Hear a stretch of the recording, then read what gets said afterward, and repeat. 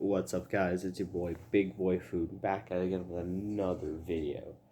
Today, it'll be a food review of an unsolved small Rubik's Cube. Let's get into it.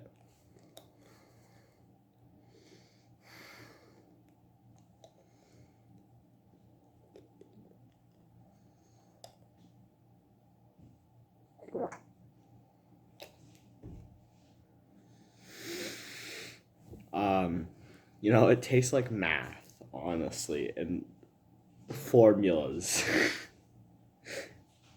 and stickers, and disappointment.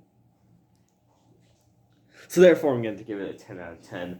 What a great item. See you in the next one.